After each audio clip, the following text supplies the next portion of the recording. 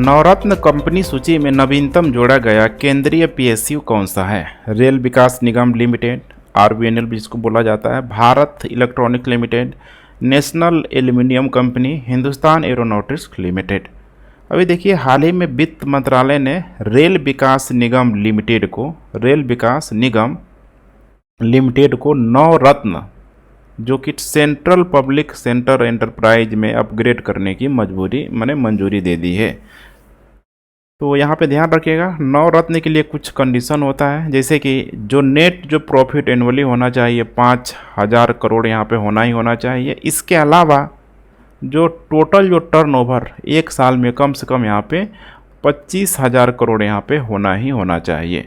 अब इससे क्या हो गया, यहाँ पे देख पा रहे हैं आरवीएनएल ने रेल मंत्रालय के अधीन एक सार्वजनिक क्षेत्र का जो कि उपक्रम है, इसको पूरी तरीके से नवरत्न का दर्जा मिल गया है। क्रिप्टो करेंसी उद्योग को विनियमित करने वाला दुनिया के पहले कानून को मंजूरी देने वाली पहली संसद कौन सी बनी हुई है? अमेरिकी कांग्रेस, ईरान की मजलिस, यूरोपीय संसद, इजराइल के नेसेट। इसका करेक्ट उत्तर हो जाएगा सी, यूरोपीय संसद के द्वारा। यूरोपीय संसद के सांसदों ने क्रिप्टो करेंसी उद्योग को विनियमित करने के लिए नियमों के दुनिया को पहले व्यापक पैकेज को मंजूरी दे दी है। अब इसको लाया इसीलिए गया यहाँ पे ताकि मनी जो लॉन्ड्रिंग है, ठीक है, जैसे चुनौतियों से निपटने में मदद करने के लिए यहाँ पे क्रिप्टो लेन देन के लिए वित्तीय कंपनियों को प्रेषक और प्राप्तकर्ता दोनों के बारे में यहाँ पे पूरी तरीके से जो भी जानकारी है उसकी यहाँ पे जांच किया जाए, उसका रिकॉर्ड रखा जाए और संचार करने की जो भी यहाँ पे आवश्यकता होती है सब पे यहाँ पे निगाह रखा जाए। तो बेसिकली देखा जाए तो मनी लॉन्ड्रिंग से निपटने के लिए ये सारा चीज़ यूरोपीय संसद के द्वारा लाया जा रहा है। ईट राइट इंडिया आंदोलन निम्नलिखित में से किसकी पहल है? भारतीय मानक ब्यूरो, उसके बाद यहाँ पे FSSAI यहाँ पे फसाई है, देख पा रहे हैं, फूड सेफ्टी एंड, ठीक है, जो स्टैंडर्ड की यहाँ पे बात की जाती है। खाद मानक हो गया, एपीडा हो गया। इसका करेक्ट उत्तर हो जाएगा यहाँ पे, ठीक है, FSSAI, यही है यहाँ पे FSSAI, ठीक है, food safety and standards authority of India, ठीक है। तो यहाँ पे इसी के द्वारा यहाँ पे चलाया जा रहा है। भारतीय खाद्य सुरक्षा और मानक प्राधिकरण के द्वारा ही यहाँ पे 2006 के तहत स्वायत्त समिति जो निकाय है इसी के द्वारा चलाया जा रहा है। इसका उद्देश्य यही है कि सभी भारतीयों के लिए सुरक्षित, स्वस्थ और टिकाऊ भोजन सुनिश्चित करना। इसका टैग लाइन इम्पोर्टेंट है, टैग लाइन पूछा जा सकता है, सही भोजन और बेहतर जीवन। तो आप लोगों ने ज़रूर देखा होगा इसका जो टैग है, खासकर जो भी, ठीक है, डे टू डे लाइफ वाला, ठीक है, खाद्यान्न संबंधी जो भी प्रोडक्ट होता है उसमें इसका टैग जरूर यहाँ पे लगा रहता है। तीसरा क्वाड शिखर सम्मेलन 2023 किस देश में आयोजित किया जाएगा? Bharat, USA, Japan, Australia. इसका करेक्ट उत्तर हो जाएगा डी, ऑस्ट्रेलिया में। ऑस्ट्रेलिया ने 24 मई 2023 को सिडनी में तीसरे क्वाड शिखर सम्मेलन की मेजबानी करने के लिए तैयार हो गया है। यह पहली बार होगा जब ऑस्ट्रेलिया बैठक की मेजबानी करेगा। क्वाड की बैठक पहली बार कहाँ हो रही है? ऑस्ट्रेलिया में हो रही है। कुल मिलाकर देखा जाए यह क्वाड नेताओं का चौथा शिखर सम्मेलन है। निम्नलिखित में से कौन सा नागास्त्र का सबसे अच्छा वर्णन करता है? यूएवी, उसके बाद यहाँ पे SLBM, हवा से हवा में मार करने वाले मिसाइल, पनडुब्बी। इसका करेक्ट उत्तर हो जाएगा यहाँ पे, ठीक है, यूएवी। इसी को बोला जाता है अनमैन्ड एरियल व्हीकल।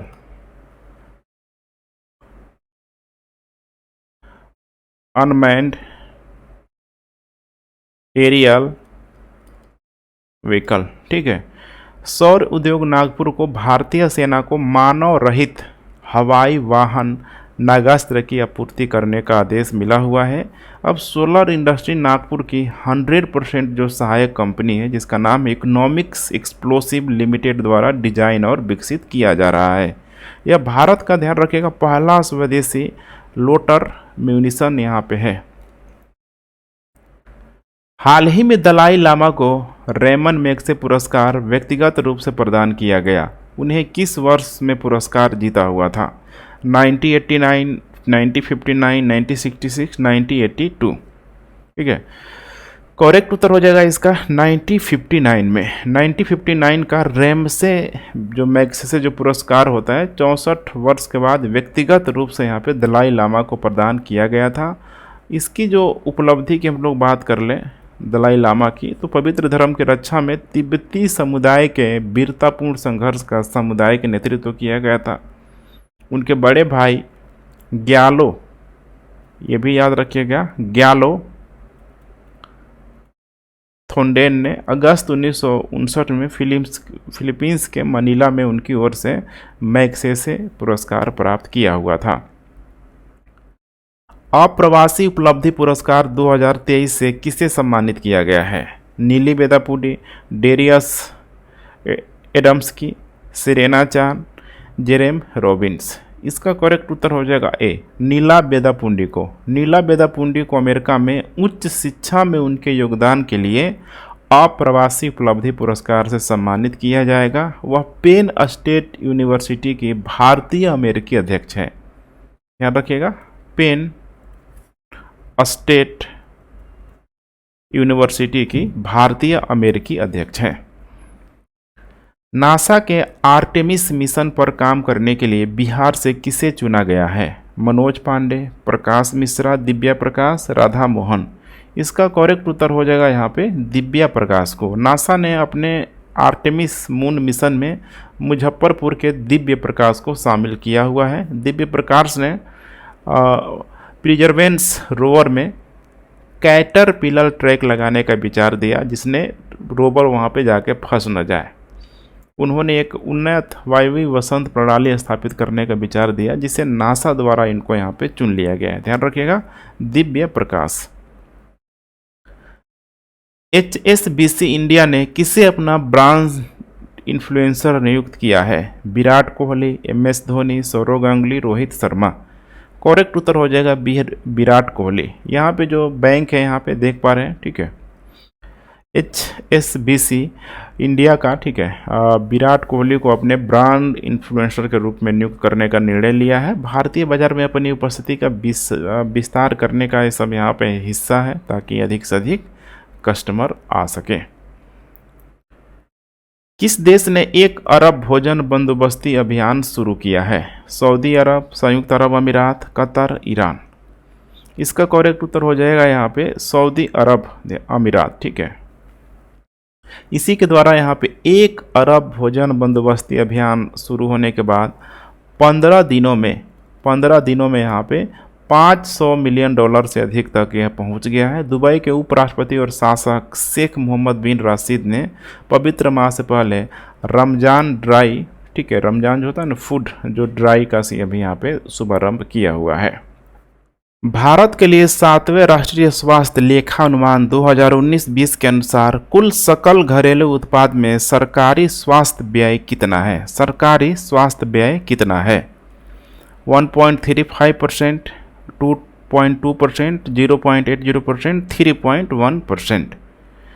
इसका करेक्ट उत्तर हो जाएगा यहाँ पे ए। ध्यान रखिएगा ए। सरकारी स्वास्थ्य व्यय कुल सकल घरेलू उत्पाद में अभी वृद्धि हुई है। खासकर हम लोग कंपेरिजन करें 2 ईयर्स को लेकर 2014-15 में जैसे देखा जाए तो 1.13% के आसपास था, और इसको बढ़ा के 2019-20 में 1.35 के आसपास किया गया। ठीक है, सब परसेंटेज में इतना किया गया है। अगर वहीं देखा जाए कुल स्वास्थ्य व्यय में आउट ऑफ पैकेट व्यय की बात करें 2014-15 में 62.6% के आसपास था, और वहीं 2019-20 में 47.1% के आसपास रखा गया है। कुल स्वास्थ्य व्यय में ध्यान रखिएगा, सरकारी स्वास्थ्य व्यय की हम लोग बात करें तो 2014-15 में ये 29% के आसपास था, और इसे भी बढ़ा के कर दिया गया है 41.4% के आसपास कर दिया है।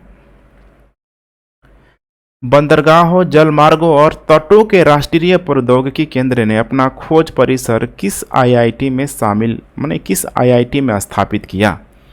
IIT Bombay, IIT Trichy, IIT Madras, IIT Visakhapatnam. इसका करेक्ट उत्तर हो जाएगा यहाँ पे आईआईटी मद्रास। ध्यान रखिएगा आईआईटी मद्रास, ठीक है। सर्बानंद सोनोवाल ने 24 अप्रैल 2023 को आईआईटी मद्रास के बंदरगाह हो गया, ठीक है, आईआईटी मद्रास के इधर बंदरगाह या फिर जल मार्ग या फिर कह सकते हैं कि तटों के लिए राष्ट्रीय प्रौद्योगिकी केंद्र डिस्कवरी कैंपस का उद्घाटन किया गया। इसके बारे में आप लोग थोड़ा सा जान लीजिए, बंदरगाह, जलमार्ग और तटों के राष्ट्रीय प्रौद्योगिकी केंद्र के बारे में। देखिए यह किसके अंतर्गत काम करता है, तो नौवहन मंत्रालय की प्रौद्योगिकी शाखा के अंतर्गत, नौवहन मंत्रालय की प्रौद्योगिकी शाखा के अंतर्गत कार्य करता है। ये सब क्यों किया जा रहा है, तो देखिए बंदरगाह और जलमार्ग क्षेत्रों में अत्याधुनिक तकनीक लाने के लिए सब किया जा रहा है, जिसमें ठीक है आईआईटी मद्रास का सहारा लिया जा रहा है। चेतुमल की खाड़ी में दुनिया का दूसरा सबसे गहरा ब्लू होल खोजा गया है। यह किस देश के तट पर स्थित है, कनाडा है, इंडोनेशिया, श्रीलंका, मेक्सिको। करेक्ट उत्तर हो जाएगा इसका डी, मेक्सिको, ठीक है। मेक्सिको में आप लोगों ने युकाटान जो पेनिनसुला है, जरूर आप लोगों ने नाम उसका सुना होगा। युकाटान प्रायद्वीप के तट से दूर चेतुमल खाड़ी में, ठीक है, दूसरा सबसे गहरा ब्लू यहाँ पे होल खोजा गया है। इसका जो नाम, और भी नाम है इसका, जो नाम तामजा, तामजा। अगर इसकी हम लोग गहराई की बात करें तो लगभग 900 फीट के आसपास इसकी गहराई है। ब्लू होल समझ रहे हैं ना, एक विशाल, समझ पा रहे हैं कि पानी के नीचे सिंक होल जो है, जो सैकड़ों मीटर, ठीक है, लंबा है। ऐसा माना जा रहा है कि लगभग आज से 11,000 साल पहले, लगभग, ठीक है, 11,000 साल पहले जब हिमयुग वगैरह हुआ करता था, उस दौरान चूना पत्थरे के इलाकों के क्षरण के कारण यहाँ पे बना हुआ था, मैंने बना होगा यहाँ पे। जैसे स्टेमलाइट वगैरह आप लोगों ने नाम जरूर सुना होगा कि किस तरीके से, ठीक है, चूना पत्थरों का यहाँ पे निर्माण होता है, या फिर चूना वाले पत्थरों जैसे जगहों पे पानी रिस रिस के, ठीक है, नीचे जाता है, कई प्रकार की उसमें आकृति भी बनाता है। ज्योग्राफी वगैरह में सब चीज़, ठीक है, बहुत अच्छे से बताया जाता है। राष्ट्रीय चिकित्सा नीति 2023 के अनुसार भारत का लक्ष्य 2030 तक चिकित्सा उपकरण क्षेत्र को कितना राशि तक बढ़ाना है। 30 बिलियन है, 50 बिलियन है, 100 बिलियन है, 70 बिलियन है। इसका करेक्ट उत्तर हो जाएगा बी, 50 बिलियन डॉलर। तो अभी केंद्रीय मंत्रिमंडल ने 26 अप्रैल 2023 को राष्ट्रीय चिकित्सा उपकरण नीति 2023 को इसमें मंजूरी दे दी गई है। और इसमें टारगेट, मतलब एक तरीके से, ठीक है, रखा गया है कि अगले 25 वर्षों में वैश्विक बाजार में 10 से 12% हिस्सेदारी करना ही करना है। और वैश्विक बाजार में हिस्सेदारी करना है तो स्वाभाविक सी बात है कि चिकित्सा के क्षेत्र में जब तक राशि को नहीं बढ़ाया जाएगा, समस्या ही होगा। तो वर्तमान में अभी 11 बिलियन डॉलर है यहाँ पे, और इसी को बढ़ा के 2023 तक, 30 तक है यहाँ पे 50 बिलियन डॉलर का लक्ष्य रखा गया है। तभी जाके वैश्विक भागीदारी में, ठीक है, 10 से 12% हिस्सेदारी हासिल हो पाएगी। आर्थिक स्वतंत्रता सूचकांक 2023 के अनुसार भारत का रैंक क्या है, 131, 122, 88, 107वां रैंक। करेक्ट उत्तर हो जाएगा ए, ठीक है, 131वां रैंक है। आर्थिक स्वतंत्रता सूचकांक 2023 यहाँ पे जो प्रकाशित किया जाता है, द हेरिटेज फाउंडेशन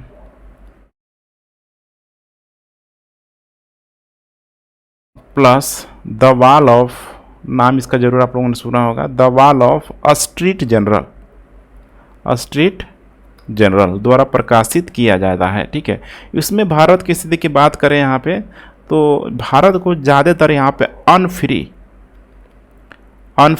ठीक है, के रूप में वर्गीकृत किया गया है। भारत का रैंक इसमें देखा जाए तो 131वीं रैंक भारत को इसमें दिया गया है। और एशिया प्रशांत क्षेत्र में जो रैंक है भारत का 27वां रैंक है। भारत का स्कोर दिया गया है 52.9, ध्यान रखिएगा 52.9। हाल ही में एलेसेंड्रा कोराब को गोल्डमैन पर्यावरण पुरस्कार 2023 से सम्मानित किया गया। वह किस जंगल से जुड़ी है? टोंगास, अमेजन वर्षा वन, कांगो वर्षा वन, बोसावस रिजर्व। इसका करेक्ट उत्तर हो जाएगा यहाँ पे अमेजन वर्षा वन से ये जुड़ी हुई है। ठीक है, अगर देखा जाए तो ये ब्राज़ील के अमेजन वर्षा वन की एक जगह है मुंडरुकु की। ठीक है, यह एक स्वदेशी महिला है, वहीं की महिला है। अभी हाल ही में देखिए सम्मानित पुरस्कार ने 6 महाद्वीपों के 6 कार्यकर्ताओं को सम्मानित किया जो पर्यावरण की मदद के लिए ज़मीनी स्तर पर कार्य करते हैं। तो यहाँ पे जो ठीक है बेसिकली महाद्वीप तो 7 है, लेकिन एक को लगभग ठीक है वहाँ पे तो जीवन बहुत आसान नहीं है। तो 6 महाद्वीपों को कंसीडर किया जाता है, जिसमें यहाँ पे ध्यान रखना है आपको कि जो दक्षिणी अमेरिका जो महाद्वीप है, अमेरिका महाद्वीप से ठीक है यहाँ पे चुना गया है एलेसेंड्रा कोराब को। अमेजन वर्षा वन निम्नलिखित में से किस देश में नहीं फैला हुआ है? Guyana, Ecuador, Venezuela, Argentina. बहुत ध्यान से देखना है आपको। ठीक है, करेक्ट उत्तर मैं बता दे रहा हूँ अर्जेंटीना। ठीक है, चूँकि अर्जेंटीना नीचा है, आपको दक्षिण अमेरिका के ठीक है थोड़ा सा निचले वाले भाग में देखने के लिए मिल जाएगा, जहाँ पे अल्फा घास बड़ी मात्रा में पाया जाता है। अब थोड़ा सा इसका आप रेशियो देख लीजिए। जैसे ब्राज़ील आप देख पा रहे हैं, सबसे बड़ा हिस्से में जो अमेजन वन फैला हुआ है 60% देखेंगे तो लगभग ब्राज़ील में ही है। उसके बाद पेरू में लगभग 13% है वन का। वैसे ही यहाँ पे कोलंबिया में देखा जाए तो 10%। वैसे ही यहाँ पे ठीक है वेनेजुएला में है। इसके अलावा इधर गुयाना में है, सूरीनाम ईस्ट में है। ठीक है, और फ्रेंच गयाना सब देख पा रहे हैं। यहाँ पे नाम मात्रा का है, बहुत कम मात्रा में इधर फैला हुआ है। हाल ही में विश्व बौद्धिक संपदा अधिकार दिवस मनाया गया। बर्न कन्वेंशन निम्नलिखित में से किससे संबंधित है? साहित्यिक कार्य, व्यापार रहस्य, पेटेंट और डिजाइन। तो हाल ही में देखिए विश्व बौद्धिक संपदा दिवस मनाया गया था। ठीक है, अभी जो इसका संबंध है ठीक है खासकर बर्न कन्वेंशन की बात करते हैं, जो कि 1886 में ठीक है साहित्यिक और कलात्मक कार्यों के संरक्षण के लिए इसको लाया गया था। कुछ और भी है, जैसे कि यहाँ पे ठीक है पेरिस कन्वेंशन की हम लोग बात करते हैं, तो औद्योगिक संपत्ति के संरक्षण के लिए पेरिस जो कन्वेंशन है इसको 1883 में लाया गया था। इसमें पेटेंट है, ट्रेडमार्क है, औद्योगिक डिजाइन सब इसमें शामिल किया गया है। एक और याद रखिएगा 2016 का ठीक है मराकस संधि में दृष्टिबाधित व्यक्तियों के लिए कॉपीराइट किए गए कार्यों को अपवाद की श्रेणी में रखा गया था। हकोतो आर मिशन फर्स्ट निम्नलिखित में से किससे संबंधित है?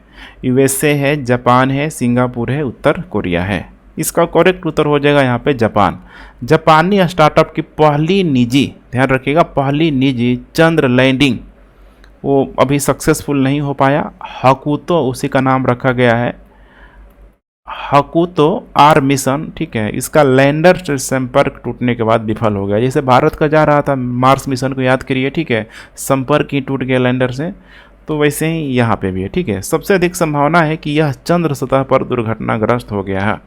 अभी तक देखा जाए ठीक है तो चंद्रमा पे लैंडिंग का जो मतलब अंतरिक्ष में जो ठीक है कदम रखा गया है यहाँ पे चंद्रमा में, ठीक है जो लैंड कराया गया कदम नहीं रखा गया है। लैंड तो वैसे सिर्फ और सिर्फ एक कंट्री नहीं कराया हुआ, कदम रखा है जिसका नाम यूएसए है। तो यहाँ पे जिसका भी अंतरिक्ष यान वहाँ पे पहुँचा है, जैसे कि एक तो यूएसए है याद रखिएगा, दूसरा है यहाँ पे यूएसएसआर। ठीक है, यूएसएसआर उस समय सोवियत रूस का विघटन नहीं हुआ था। ठीक है, उसके बाद से यहाँ पे हो जाएगा तीसरा चाइना। इन तीनों का अंतरिक्ष यान वहाँ पे पहुँच चुका है। Mixed martial arts first federation का अध्यक्ष किसे नियुक्त किया गया? महावीर सिंह फोगाट, रुमेलीधर, जोगिंदर शर्मा, युमनाम कमला देवी। करेक्ट उत्तर हो जाएगा यहाँ पे महावीर सिंह फोगाट को। ठीक है, एक ग्रेट कह सकते हैं कि पहलवान और कोच के रूप में जाना जाता है इनको, इन्हीं को यहाँ पे अभी मिक्स्ड मार्शल फेडरेशन के अध्यक्ष के रूप में नियुक्त किया गया है। महावीर भारत में देखिए ठीक है मिक्स्ड मार्शल आर्ट को बढ़ावा देने के लिए काफ़ी हद तक उनको ठीक है योगदान दिया जाता है। हाल ही में पीएम नरेंद्र मोदी ने किस राज्य में डिजिटल साइंस पार्क की नींव रखी? केरल, गुजरात, हरियाणा, तेलंगाना। करेक्ट उत्तर हो जाएगा यहाँ पे केरल। पीएम मोदी ने केरल के तिरुवनंतपुरम जिले में डिजिटल साइंस पार्क की आधारशिला रखी। कुछ इस टाइप का आप देख पा रहे हैं पूरा, ठीक है। यही ये पार्क, यह एक बहुविषयक क्लस्टर आधारित इंटरेक्टिव इनोवेशन जोन है जो डिजिटल तकनीकों पर केंद्रित है। अब इसमें देखेंगे तो पूरी तरीके से जो उद्योग जो 4.0 जिसे बोला जाता है, जैसे कि यहाँ पे एआई हो गया, एआई के साथ साथ डेटा एनालिटिक्स हो गया, साइबर सुरक्षा, स्मार्ट सामग्री आदि के क्षेत्रों में पूरी तरीके से, ठीक है, विकास को समर्थन करना है। तो जो आप देख पा रहे हैं बड़ी बड़ी जो बिल्डिंगें हैं यहाँ पे पूरा, ठीक है, ग्रीन आपको दिखाई दे रहा है, यही है डिजिटल साइंस पार्क। हाल ही में हस्ताक्षरित वाशिंगटन घोषणा निम्नलिखित में से किस विवाद से संबंधित है? यूक्रेन युद्ध, इजराइल फिलिस्तीन विवाद, कोरियाई संकट, ताइवान संकट। करेक्ट उत्तर हो जाएगा इसका सी, कोरियाई संकट से यह, ठीक है, संबंध रखता है वाशिंगटन घोषणा। आपको ध्यान होगा, ठीक है, कि दक्षिण कोरिया ने प्रतिज्ञा ली थी कि वह अपने स्वयं के परमाणु हथियार को विकसित नहीं करेगा, लेकिन नॉर्थ कोरिया में तो है वहाँ पे। इसीलिए अभी हाल ही में देखेंगे तो अमेरिकी राष्ट्रपति जो बाइडेन और जो दक्षिणी कोरियाई जो राष्ट्रपति हैं यून सिक्योल ने 27 अप्रैल को वाशिंगटन घोषणा, ठीक है, की। इसमें अब दक्षिण कोरिया में अमेरिकी परमाणु पनडुब्बी की नियमित तैनाती का प्रावधान किया गया, जो 1980 के दशक के बाद से दक्षिण कोरिया में नहीं हुआ है। तो अब यहाँ पे, ठीक है, उसको भी लैस, परमाणु से लैस, ठीक है, बनाए जाने की बात की जा रही है, घोषणा की जा रही है। तो यहाँ पे देख पा रहे हैं ऑन द वाशिंगटन डिक्लेरेशन। हाल ही में पुनर्निर्मित CGTMC योजना, इसका मतलब है, यहाँ पे ध्यान से सुनते चलिए, credit guarantee fund trust for micro and small enterprises. आप लोग समझ गए होंगे यहाँ पे, माइक्रो एंड स्मॉल इंटरप्राइजेज योजना निम्नलिखित में से किसके लिए संपार्श्विक मुक्त ऋण की उपलब्धता सुनिश्चित करता है?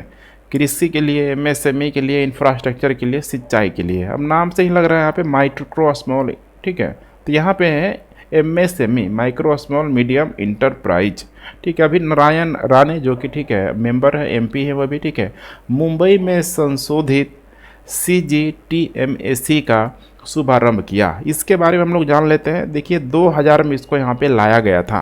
इसको पूर्ण रूप से देखा जाए तो सूक्ष्म और लघु उद्यमों के लिए क्रेडिट गारंटी फंड ट्रस्ट यहाँ पे, ठीक है, तैयार करना था। संयुक्त रूप से देखा जाए तो इसमें सूक्ष्म लघु और मध्यम उद्यम मंत्रालय, MSME और भारतीय लघु उद्योग विकास बैंक अर्थात सिडबी है, और यहाँ पे किसके द्वारा? MSME के द्वारा इसको यहाँ पे स्थापित किया गया। इसका उद्देश्य यही था कि सूक्ष्म और लघु उद्यम क्षेत्रों को जितना भी हो सके संपार्श्विक मुक्त ऋण की उपलब्धता सुनिश्चित कराना। उत्सर्जन व्यापार प्रणाली के मूल्य प्रभाव से निपटने हेतु कमजोर परिवारों का समर्थन करने के लिए किस निकाय ने सामाजिक जलवायु कोष स्थापित नहीं किया है? G7, OECD, आसियान, यूरोपीय संघ। करेक्ट उत्तर हो जाएगा यहाँ पे यूरोपीय संघ। यूरोपीय संघ के जो कि 27 जो भी मेंबर कंट्रीज में मौजूद हैं, 25 अप्रैल को एक संशोधित यूरोपीय संघ के उत्सर्जन प्रणाली को मंजूरी दे दी गई। सोशल क्लाइमेट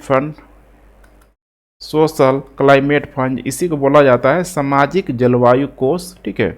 जैसे कि कमजोर परिवार हो गया, सूक्ष्म उद्यम और वाहन उपयोगकर्ताओं का समर्थन करने के लिए निवेश और उत्सर्जन प्रणाली के मूल्य प्रभावों से निपटने में उनकी मदद करना। तो यह लाया किसका गया है, ठीक है, किसके द्वारा? यूरोपीय संघ के द्वारा। कालेसर राष्ट्रीय उद्यान किस राज्य में स्थित है? एकदम आपको हिमाचल प्रदेश और, ठीक है, हरियाणा के बाउंड्री में देखने के लिए मिल जाएगा, हरियाणा में, ठीक है। हरियाणा में यमुनानगर जिले के कालेसर राष्ट्रीय उद्यान में 110 साल बाद अभी, ठीक है, एक बाघ को, ठीक है, कैमरे में कैद हुआ है, एक बाघ, ठीक है, फोटो उसका आया हुआ है। यमुना नदी पार की पूर्वी सीमा को यह चिन्हित करती है। शिवालिक तलहटी में देखा जाए तो लगभग 11,570 एकड़ में ये फैला हुआ है। तो याद रखिएगा भी, ठीक है, बाघ को लेकर भी बहुत ही मामला, ठीक है, सेंसिटिव है, तो यहाँ पे देखा गया है। किस अंतरिक्ष एजेंसी ने नकली चंद्र मिट्टी से ऑक्सीजन निकाली है? ये बहुत देख पा रहे हैं यहाँ पे कमाल की बात हो गई है। ठीक है, इसरो, नासा, जाक्सा, इसके अलावा है यहाँ पे ईएसए। करेक्ट उत्तर हो जाएगा यहाँ पे नासा। नासा के वैज्ञानिकों ने नकली जो चंद्र मिट्टी से ऑक्सीजन को सफलतापूर्वक निकाल लिया गया है, सफलतापूर्वक यहाँ पे निकाल लिया गया। अब ऐसे में क्या हो रहा है, तो यहाँ अंतरिक्ष यात्रियों के लिए यहाँ पे जो चंद्रमा के जो वातावरण में संसाधनों को निकालने और उपयोग करने का मार्ग पूरी तरीके से प्रशस्त कर सकता है, जिसे इन सीटू संसाधन भी कहा जाता है। ठीक है, इन सीटू संसाधन भी इसको कहा जाता है। तो यह अंदाज़ा लगाया जा रहा है कि ठीक है कि आने वाले दिनों में जब लोग वहाँ पे पहुँचेंगे तो वहाँ की मिट्टी से ही ऑक्सीजन जब निकाल लिया जाएगा तो फिर एक बहुत बड़ी समस्या का यहाँ पे हल हो जाएगा। संयुक्त राज्य अमेरिका में किस आईआईटी ने सोलर डेकॉलथन बिल्ड चैलेंज में दूसरा पुरस्कार प्राप्त किया है? IIT Bombay, IIT Madras, IIT Indore और आईआईटी कानपुर। इसका करेक्ट उत्तर हो जाएगा यहाँ पे आईआईटी बॉम्बे।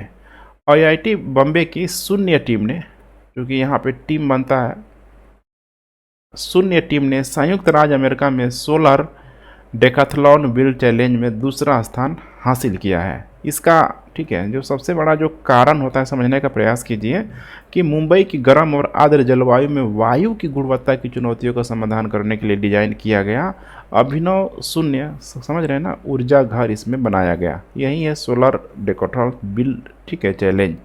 परियोजना का नाम यहाँ पे रखा गया था बीवान। ठीक है, किस राज्य ने 7 निश्चय योजना के कार्यान्वयन के क्षेत्र में प्रथम स्थान प्राप्त किया है, हासिल किया हुआ है? पटना, पूर्णिया, सिवान, गया। इसका करेक्ट उत्तर हो जाएगा यहाँ पे सी। ठीक है, 7 निश्चय योजना के क्षेत्र में बेहतर कार्य के लिए यहाँ पे पुरस्कार दिया गया है। जैसे कि अभी जो सिवान के जो डीएम है मुकुल कुमार गुप्ता को यहाँ पे दिया गया है। और इसके साथ साथ ठीक है बक्सर के भी डीएम है जिनका नाम है अंशुल अग्रवाल। शिवहर के डीएम है यहाँ पे ठीक है जिनका नाम है राम शंकर। ठीक है, शिवहर।